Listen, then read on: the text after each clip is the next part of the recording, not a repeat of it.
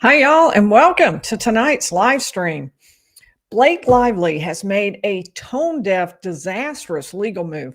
Tonight, we're going to talk about what that mistake is, why it's a problem. She still has time to fix it, but I'm not sure she even understands what's wrong or why. I'm not sure she will, but we'll talk about what she could do. Now, she is in an all-out legal war, as you no doubt know, against her co-star, Justin Baldoni.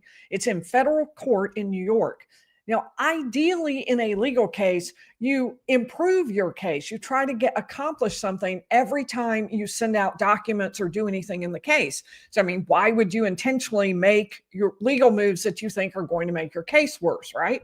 But Blake has filed some disastrous new documents that are doing the opposite of what she wants them to do. They're feeding the mean girl image that is permeating the internet and that is making her the object of so many jokes.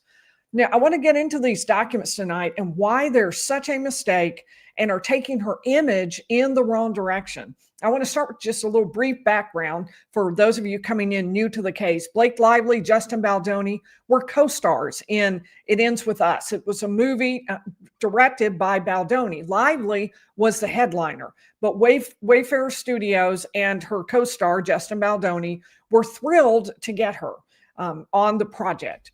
But the relationship between Blake Lively and Justin Baldoni soured during the course of the filming. Blake says she was sexually harassed by Justin Baldoni, and then that the company, as well as Justin Baldoni, retaliated against her when she complained. Now, Baldoni says that Lively defamed him. He is countersued, and he says she defamed him and extorted him in order to take over the movie. It was his project, his idea. He'd purchased the rights. He was in charge, but she wanted to take it over. He says she turned mean girl, convincing the other members of the cast to turn against him. And it got so bad that he wasn't even allowed to attend the movie opening with the rest of the cast for his own movie. So Blake fired the opening salvo in this legal battle. She filed a complaint with the California Civil Rights Department, and a few days later filed a civil lawsuit in the Southern District of New York. Justin Baldoni countersued, and just over a week ago, Blake Lively filed some documents in this case. That's what I want to talk about tonight. Usually, they would be a pretty small deal. Subpoenas to get phone records. It doesn't sound particularly exciting or big, but it's what she's asking for, and it's what she told the court about this that's creating problems for her. So I want to say a special shout out to the first 5 in the chat tonight. David 67, Bama Queen, Sunrise, South Dakota, Maria Z, and Bonbon RPH. Special welcome to y'all. So we are going to have, by the way, tomorrow night, a very special members only event. We are going to be starting our journey. We are going to be writing a true crime novel, world's first ever AI assisted true crime novel written by a community chat. That's what we're going to be trying to do. Tomorrow night, we're just going to kind of experiment with it. So if it's just for members only, and so it'll hopefully be kind of a smaller group. And I want to kind of try, how does this work? How do we do it? What would be a way we could kind of make this happen? So I think it'll be tons of fun. I think we're going to have a lot of fun. Tomorrow, we'll maybe write a short story or something like that and just kind of get our feet wet and figure out how exactly we're going to do it. It'll be at 7 p.m. Eastern. This is also a very special night because we are celebrating 30 million views for the channel. This is entirely and 100% due to you. Thank you so much to all of the people who have watched, to all of you who have watched so many times. I am very appreciative, and it's just an absolutely amazing milestone. I don't even know what to say. It's really a great honor. And of course, Marlon has done a special outro for us that we'll have at the end. So stick around for that. So let's talk about what Blake Lively has asked for. And we're going to take a look at one of the documents that she sent out. This is a subpoena, and we're going to talk about what she sent out, what she's asking for. She sent subpoenas to 3 phone companies. This is the one to AT&T. She also sent to Verizon and to T-Mobile. So here's what she's asking for. And It's official looking, as you can see, and it's official looking because it actually is official. Attorneys send these out as officers of the court, but these are actually from the court. They're documents connected by the court to a particular case. So production, you can see on there, there's a little check mark. I'm not sure if I move down here. I think you can see my cursor. That check mark at production means this is a production of documents. In other words, they're asking for documents from AT&T. And it's not just optional. See on there, it says you are commanded. Dark, bold print, big letters. I underlined it in red, so you'd be sure to spot it. And they say you're supposed to produce these documents to us, and it gave a pretty short time frame by February 26th at 5 p.m. So that was pretty quick. Now, here's the problem from Baldoni's point of view. When a document like this goes out, when AT&T gets this, they have a choice. They could get this subpoena, look at it and say, we don't want to produce those documents, and then go to the court, file pleadings, ask the court to keep them from having to produce the documents. But the thing about it is AT&T gets many subpoenas all during the year. I'm sure they have an entire large department of people who provide these documents to courts around the country, to courts and to parties around the country. So it's not worth it to them to hire an attorney and go file documents in your case, your civil case. It would have to be something unique and specific for them to try to prevent the court or a party from getting these documents. So it's up to Justin Baldoni to oppose this. So the way that courts have set it up, and we'll flip back up to the first page of the document, before you actually send this out to the third party who's supposed to produce these documents, because of course AT&T is not involved in this lawsuit.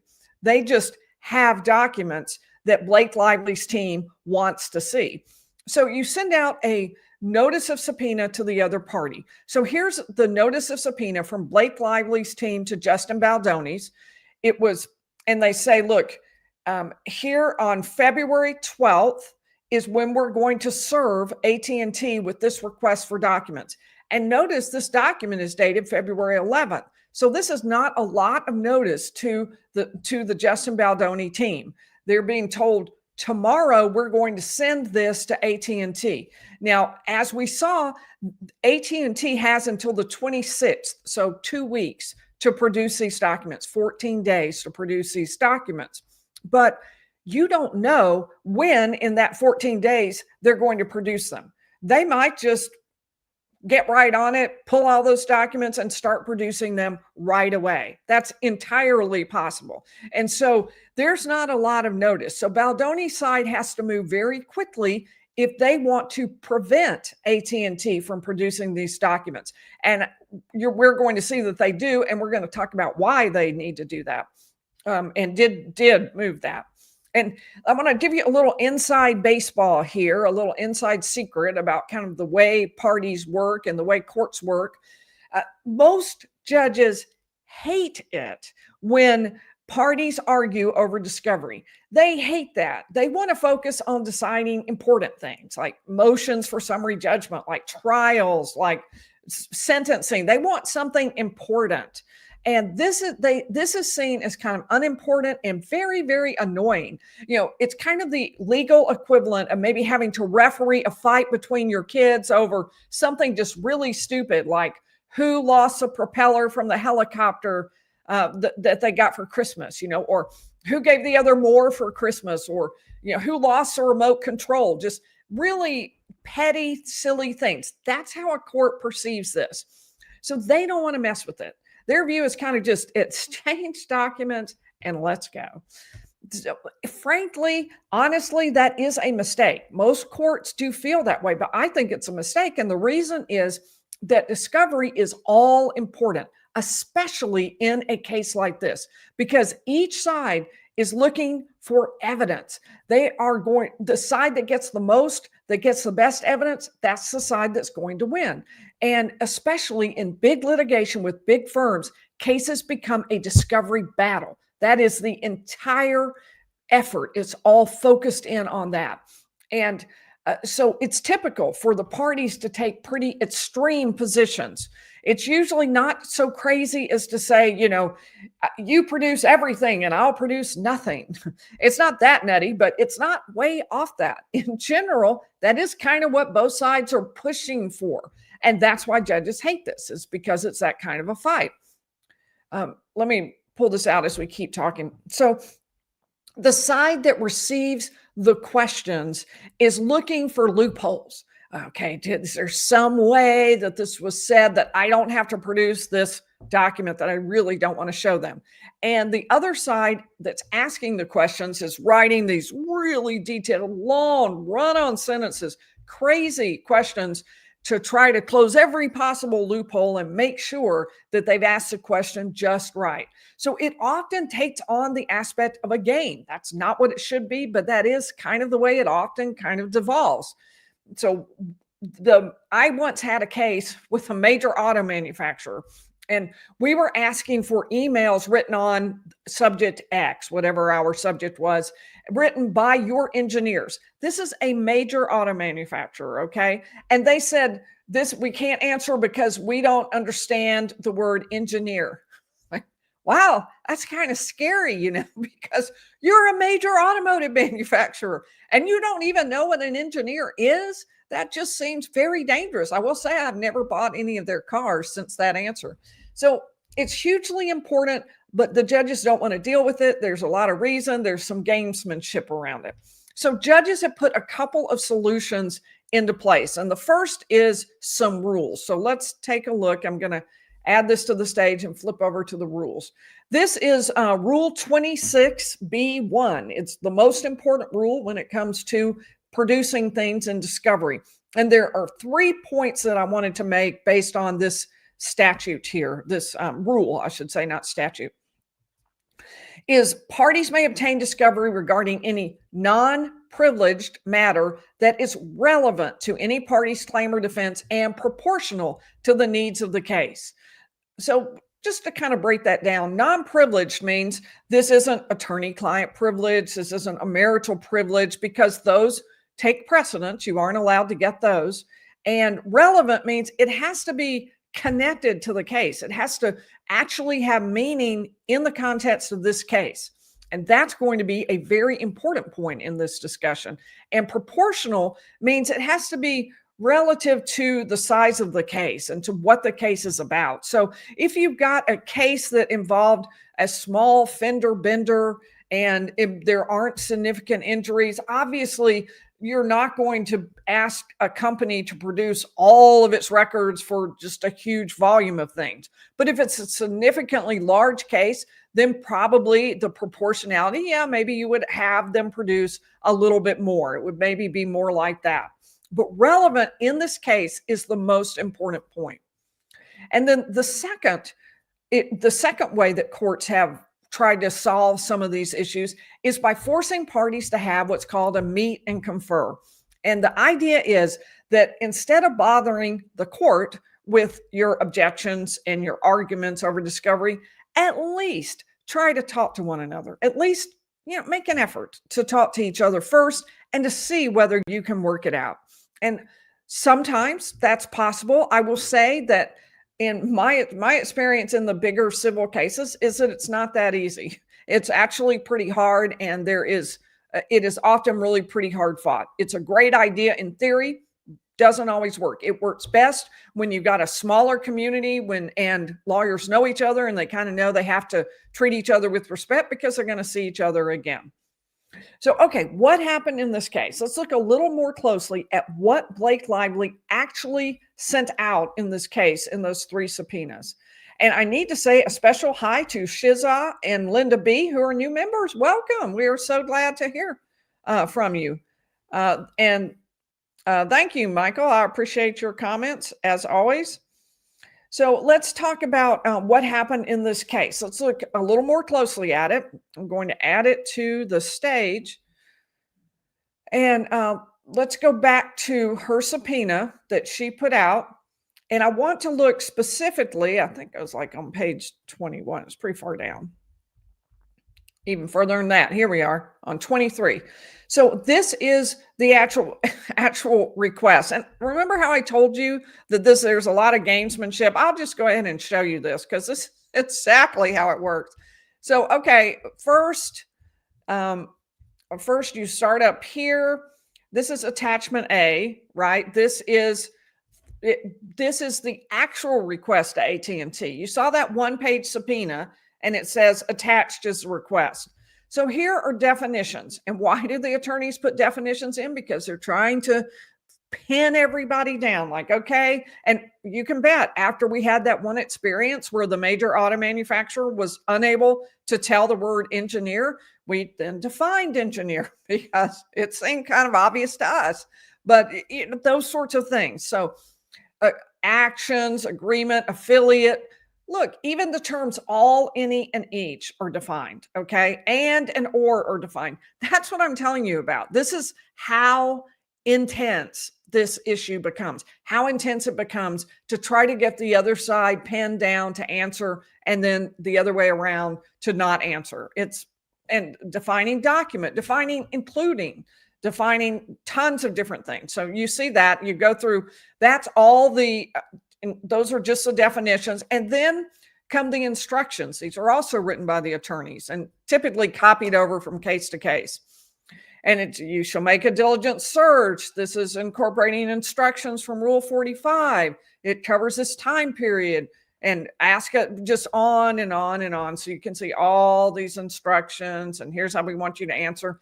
And there's a special section for the production of electronic information, emails and things like that. ESI it's called. And so, okay, more instructions. If you have electronic, it just goes on and on. In fact, I'm going to switch over to my other format. Okay.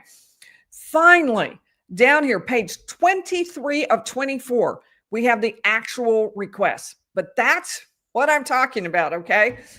All right, request for production number 1.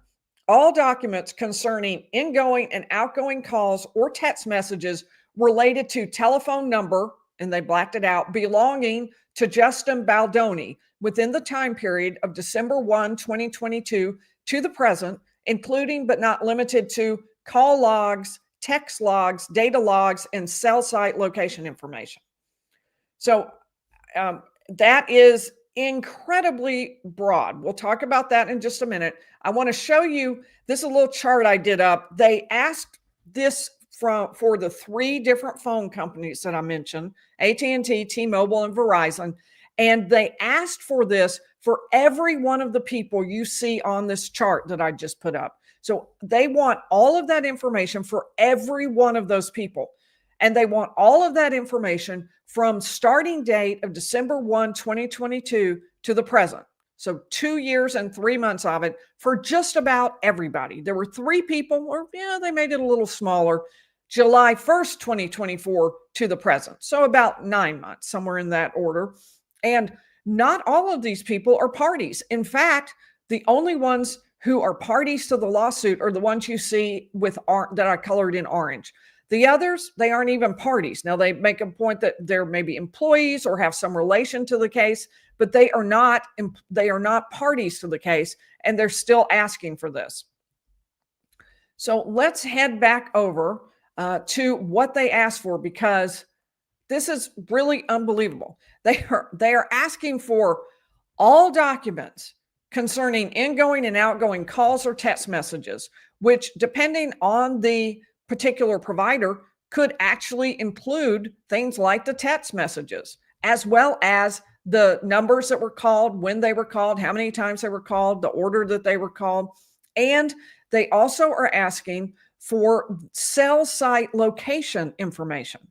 So, I want you to, for over a 2-year period, 2 years and 3 months, they're asking for every text message and call, anything that the provider has the information about for more than 2 years. When you think about it, Brian Koberger is accused of murdering 4 college students, and he didn't have to turn over that much. It was less than that. And to ask for that is extraordinary. I mean, it's It's just ridiculous. It's absolutely absurd. No one would ask for this. You would be embarrassed to go to the court and say, hey, I would like all of their phone records for 2 years and 3 months for 15 people. Because think about the fact that many of these have nothing to do with this case. Yeah, I mean, during the course of 2 years and 3 months, who have you called? You called your doctor. You probably called your lawyer because you're now involved in a lawsuit and you were about to be involved in a lawsuit. You've called your kids. You've talked to the school. You've talked to people from your church. You've called friends. You've called neighbors. You called your mom. You texted your mom. You texted the painter. I mean, you ordered Uber. I mean, there are all these things that you've done during this lengthy period of 2 years and 3 months. And none of those have the slightest thing to do with this case. And yet they're asking for all of it. That's just so broad. And so Baldoni has to be in a hurry because Lively is serving these the next day. And there's a holiday weekend in the middle of that. And then 14 days later, that's sometime in that 14 days, the phone company has to produce that. They don't have to wait 14 days. They could do it early. And so he's in a rush. So hurry up, meet and confer. And then he files a letter opposing this. And here's the letter that he files. He says, it's hard to overstate how broad, invasive, and atypical these subpoenas truly are. And he's not kidding. They really are. This is civil litigation, not a criminal prosecution. And the Lively parties are not the FBI. Yet the subpoenas seek not only the complete call and text history of each of the targets over a period of several years, no matter the sender, recipient, or subject matter, but also over the same period, real-time location information and data logs reflecting, among other things, web browsing history. He said, somewhere in there, there's going to be privileged documents. This is wildly disproportionate to the needs of the case. Remember that proportionality we talked about that's important. And invades the privacy of untold numbers of third parties who were receiving these calls or texts. The subpoenas constitute a flagrant abuse of the discovery process, and if allowed to stand, set a precedent that, once their bluster dissipates, we are confident the Lively parties' counsel will not be prepared to accept when it comes to the scope of discovery into their own clients' private information and communications. And that's certainly true. They're not going to produce all of that for Blake Lively and Ryan Reynolds. That would be nutty. So they're saying, look, this doesn't even make sense.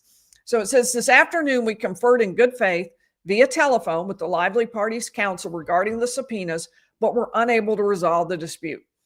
So then we get a response back, and this has some problems in it, I think. This is the response from Blake Lively's team, and it's part of the reason why I think that this could end up hurting them. Here's what they say. The Wayfair parties have sued Ms. Lively for a preposterous sum of $400,000.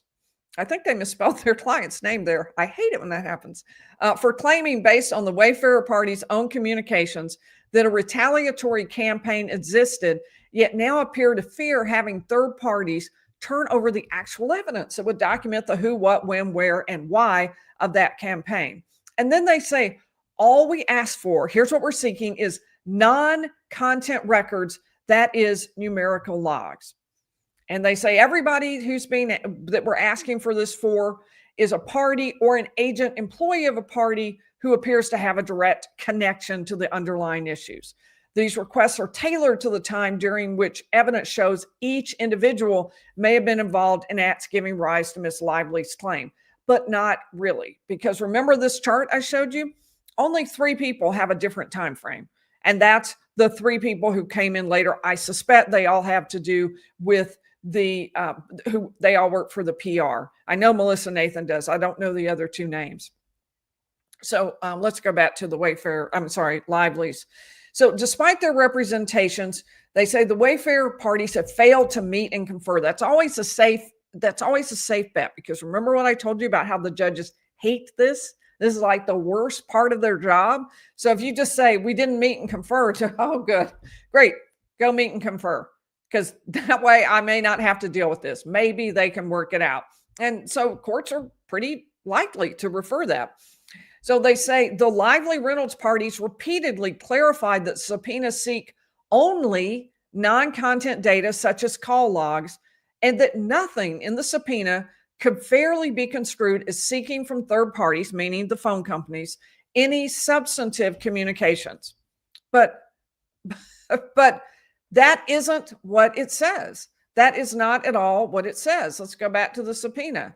It says all documents concerning ingoing and outgoing calls or text messages related to the telephone number. Now, it does say including but not limited to call logs, but including but not limited to means those, but also other things. So call logs, text logs, data logs, sure, not to mention cell site location information, but also everything else. So it's really, really broad. And this is, it says the Lively Reynolds parties additionally offered a number of suggestions to narrow the scope, including supplementing them to clarify the non-content nature. Yes, that's a very good idea. To narrow the time frames, also a really good idea. And to limit or withdraw the request for cell site location, also a very critically important idea. And they say, you know, they moved too fast. They didn't give us a chance. It says this is going to help us. We're going to get information from this. But look at this sentence. Even a cursory review of the subpoenas, however, shows why those claims are false. They're saying that the Baldoni side said, look, this could pull up some privilege stuff because it's going to be stuff between husband and wife. It's going to be stuff when somebody writes their doctor. It's going to be something when someone writes their clergy. So for those reasons, you might pull up privilege stuff. And they say, no, that's not possible because the requests do not seek the content of any communication, only call, text, and data logs. But we saw them. We saw them. And they say, let's get a protective order going as well. So now we head over to the reply brief. And now this is where Justin Baldoni says, look, I told you this was bad, Judge. They've told you why it wasn't bad, that this was just completely fine. And now I'm going to tell you once again why these are inappropriate. And they say that it's only seeking non-content data records, but that's just completely false. That's not true. They say, and we saw that is much broader than that. And if that were all they were asking, then it would have said, and they say all call, text, and data logs, but that isn't what it said. It said including those things. Remember, I told you it's all in these little words, and the lawyers are fighting over the very details of the words. And they admit, we don't know what AT&T keeps. We don't know what T-Mobile keeps, but we're not prepared to see that answered only when something gets produced. We need to know that now, and we need to pull out and not request things that are inappropriate.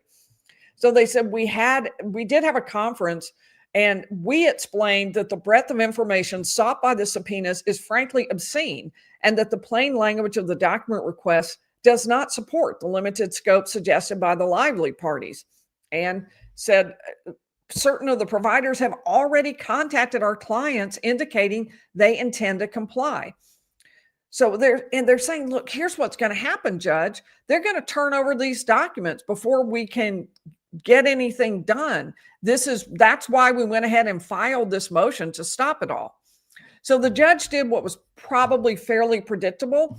He said, look, everybody, let's meet and confer. One party says you didn't do enough. Let's meet and confer. And we'll see whether or not there's anything left for me to do. But one thing we don't want, and what can't happen, is the Lively parties, Blake's team, can't move to enforce the subpoenas. You got to stop. You aren't allowed to do that until this is all resolved. So first you meet and confer, then you come back to me, and then we'll see. So Blake Lively's team has time to fix this by agreement. But frankly, it should never have gone out. It is embarrassingly overbroad. And here's the thing. It is so tone deaf for what it is that Blake Lively needs to do right now in the court of public opinion, because it makes it look like maybe her team was trying to pull a fast one. Holiday weekend, maybe they could get these records in and have them before anyone could stop them and before Baldoni could act. Well, that obviously did not work, but it was a mistake to try something so broad because it was clearly overbroad.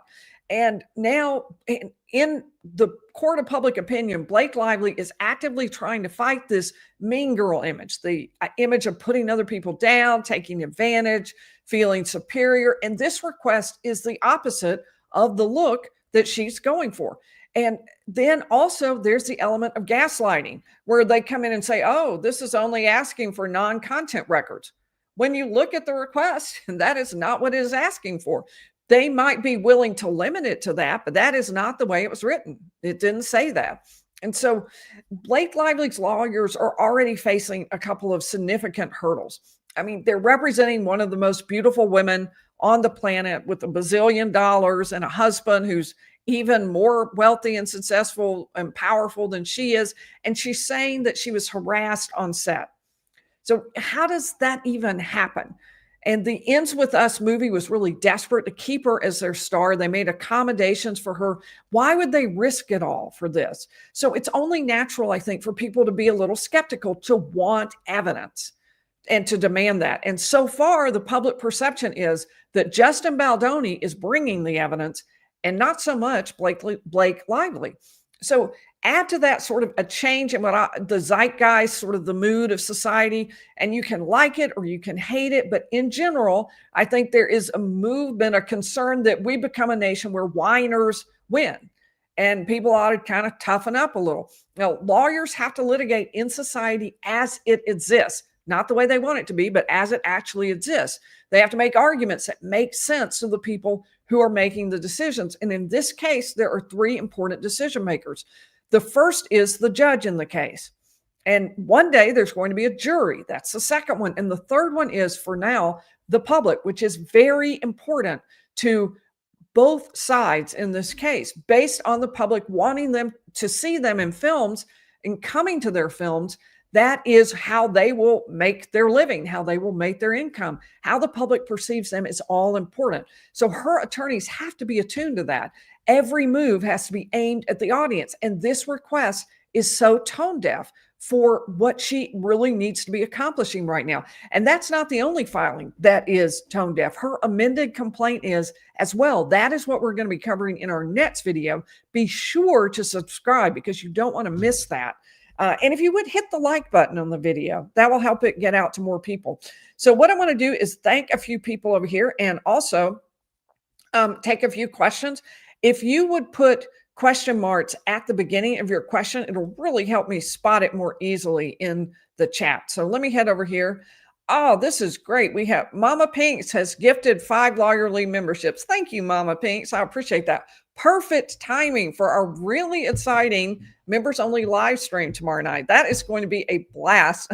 I've never tried anything like that. I think it's going to be really fun as we try to create our story and figure out how we're going to go forward with this. So Misconstrue is a new member, Sleuthing Stacy. And Misconstrue gifted 5 lawyerly memberships too. Thank you, Misconstrue. Sleuthing Stacy is a new member, and Little Bird 1220 is a new member. Thank you all. And Glenn F., thank you very much for your very generous super chat. He's saying he was immediately put off by Lively after initially feeling for her based on how badly she left out context in her original filing. Feel like we were being lied to with an end goal to destroy another person. And yes, it is.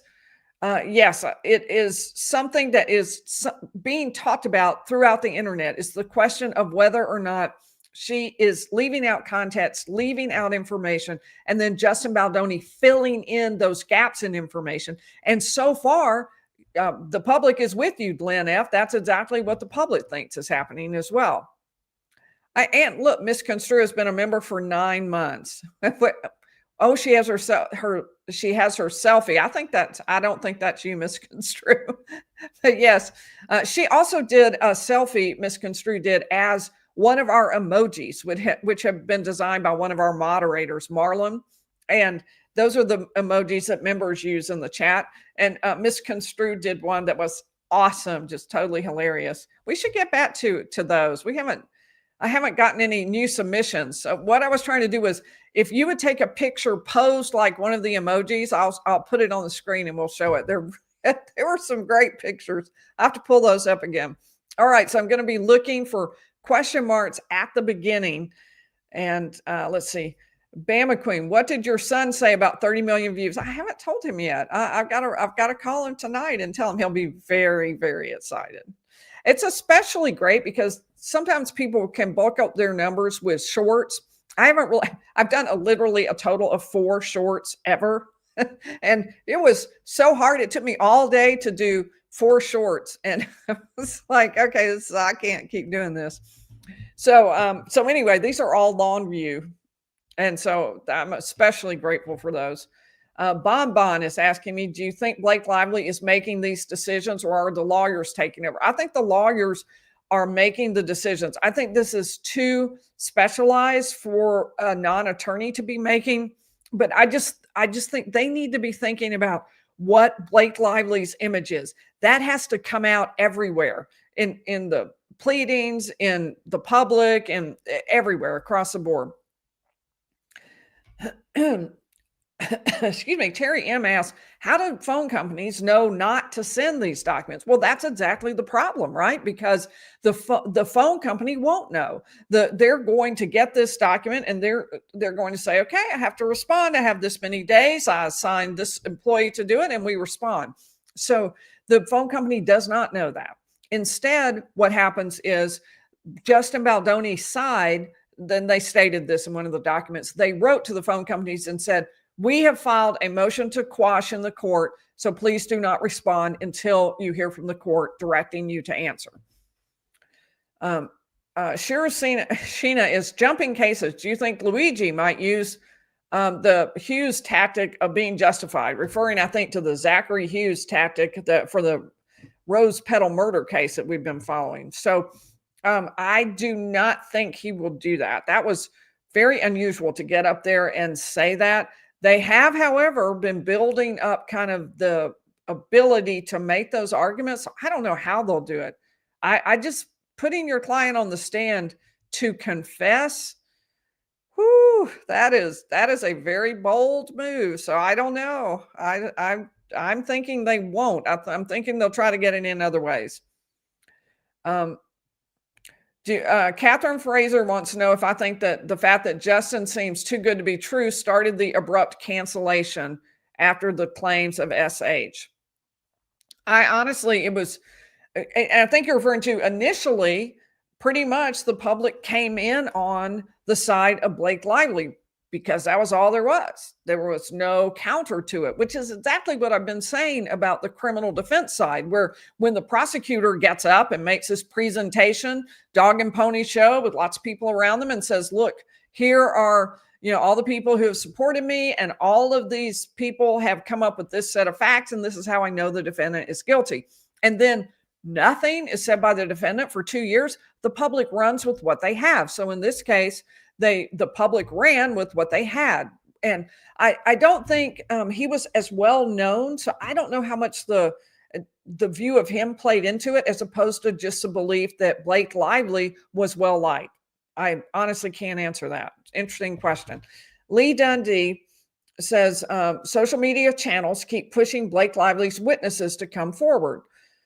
Can you give a legal reason why they might not want to do this, but wait until a possible trial? So I'm not sure if it's a legal reason, Lee. I think it's more a practical reason. One of the things that Blake Lively says in her amended complaint, which is what we're going to be covering next, she talks about the fact that she's not going to give these names because these people will be afraid that there's been so much negative publicity, so many attacks, that they would be afraid for their lives, and maybe their livelihoods, if not their lives. So for that reason, she's not going to, she says, I've got tons of people to support me, but I'm not going to say that in public. And she's asked for a really souped up protective order that will keep this from getting out into the public. So I think it's more of a practical reason, according to what she's saying, that she doesn't want to come forward. But legally, the other side is going to know who these people are. The public may not know, but the other side will. Justin Baldoni is going to know the name of the witness that is not being told to the public. And then Justin Baldoni is going to have the right to depose that person if they have relevant information. So those things are going to be known. So it's it won't wait until trial. It's going to come out, just not to the public. Now, one of the reasons they may be wanting to keep this under wraps is there's always, and especially in a civil case, a very good chance that then it will never come out because the case may settle. And if the case settles, that means there's not going to be any discussion of it in public. This deposition might never be unsealed. So perhaps it would be something that they could keep under wraps forever. All right, Christine, has Blake, Ryan, and other dragons turned over their phone records?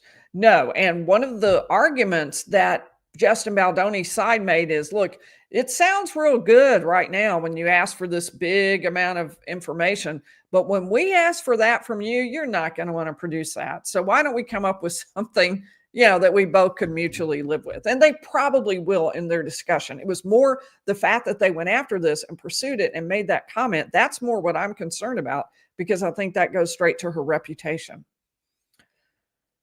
So P. Mahan is asking about copyright or theft, taking a copy of the movie across state lines and sharing it against the wishes. So I wouldn't call that a property crime. Probably it would really depend on how the contract was phrased. Like, did people just say we don't wish you to do it, or did she have a contractual requirement to keep it where it was? If she had that, maybe it would be a breach of contract. That's more what I would guess. I don't think it was literally a theft. I mean, she returned it, I'm assuming. Tori, Tori said, are there any tips for nervous witnesses as a lawyer? It's my first time Monday speaking in a room full of important people. Is my personal nightmare. All right, this is my time, Tori. I'm going to tell you, do you know that I almost did not become a lawyer because I was so terrified of public speaking? And I thought that lawyers had to public speak all the time. Now, all of this is really ironic, right? Because here I am talking to you on YouTube, which didn't exist at the time. But what I did was I put a little toe in the water with, first I took a class, and it was a class in speech, and then I ended up on the debate team, just sort of a slow route where I sort of moved my way in and realized, okay, I guess I could do this. So my tip for you is to prepare. At least that's what helps me. Like, if you probably know what your topic is going to be, and so give yourself some time to prepare and to feel like you know what you're saying, because then you'll feel more confident and you won't be as worried about it. So that would be how I handle it. And that's actually, I probably over prepare for these as well, but it makes me feel better. So good luck. We want to don't forget to come back on Monday. We want to hear how it went. Okay. Bone Mama wants to know what time and time zone. 7 p.m. Eastern. That's the novel writing party. And this is just going to be our short story writing party where we're kind of getting our intro to it. Although who knows, maybe we'll expand it from there. Wicked Witch Hat Company. Every time I see a case like this, I think about you wanting to teach a class on social media and the law. Is this still in your future? Well, I don't know. I have yet to been contacted by any law schools, but they really, really, really need to do this. You can just see here the mistakes that are being made. And that's exactly what I'm talking about. People are making these mistakes because this is new and different. They weren't trained on this. They don't know how to do this. And so they have to kind of wrap their minds around a completely different way of thinking about an entirely different judge in the party. There's a decision maker. There's a judge that's reflecting. There's the jury, and then there's the public. And that's now the third important party that they're speaking to, the third audience. I guess that's my right word. So hopefully they will. Hopefully they'll come up with that, although I don't know if I have time to teach a law school class anyway. Lynn Perdita just has questions. I know exactly what you mean. The broom and dustpan. First visits, liked and subscribed and shared. Thank you. I always forget to say that. Please do share this video. That would be great. Thank you, the broom and dustpan. I appreciate your super chat, and thanks for watching. All right. So I see Kat asking if I've talked about Kohberger. I haven't talked about Kohberger in a little bit. I do need to do something on that pretty soon. There's been a lot happening in that case. Lynn Perdita, you were asking me questions about Blake and Ryan's relationship that honestly I can't answer. I don't know enough about that. Avalon has been a member for 5 months. Congratulations on 30 million views. Thank you. I just honestly cannot believe that. As soon as we get off, I'm going to call my son and tell him about this. So this is just absolutely, I'm so excited. Very, very excited. Angel LaFawn wants to know, does she think this is helping her? I would say yes. I think she does believe it's helping her. I think it would have been better to have thought from the beginning, how can we at all times make ourselves look very reasonable, not mean girl? How do we look just like reasonable people trying to accomplish a case? That's what at all times should be their goal. They have to be thinking about the public perception as well as the perception of the jury and the judge. We traditionally think about that as lawyers. Rodeo Gal 86 is a new member. So glad to have you, Rodeo Gal. Hope you can come tomorrow night for our special members only event. Maya Rodriguez Sorensen asked, do you think that Blake's attorneys are inexperienced or have no client control or both? No, I have a feeling they are extremely experienced, that they have great client control. And I just think that they made an error here. They asked a really broad question without understanding just how important this was. Glenn F. asked what I thought about the Saturday Night Live thing where they were trying to laugh off this serious matter. And Glenn F. felt like that was maybe a little tone deaf. I honestly wasn't, I listened to it. I'm like, wait, because all this buildup, I heard all these articles about, Ryan Reynolds and people were upset with him. And I was like, wait, that's it? Oh, that's all he said was, why? What have you heard? Something like that. And I thought, oh, I didn't think it was as big a deal. Was it a good idea to make a joke? I don't know. Obviously, that was in their heads what they thought. There are times, I think, when everybody is the social side is so against you that the best thing you can do is stay low. And apparently they are in that exact spot. I think you can attest to that, Glenn F. Let me, there are a few more people. Am I caught? Yeah, I'm caught up. Okay. I'll do a couple more. Let's see. A couple more questions, and then we are going to sign off until tomorrow night for our members only event. And I'll also post that, not the link yet, but I'll post that we're going to do it on the community section of the page of our YouTube page. Would you advise Blake to settle at this point or go to trial? Asked Angelique. So it is always a good idea to settle at this point. And I think Blake Lively could. I think she could do some damage control by working out the way that it gets announced to the public. Like if both sides say, we now get along and we've resolved things and we're going to move forward. And if they can make nice comments about each other, that would really help Blake Lively, I think. And it's totally doable in the course of a settlement. But I don't think either side is ready to do that yet. It's too early in the litigation. One of the things I do is mediation, helping people settle their cases without having to go all the way through to trial.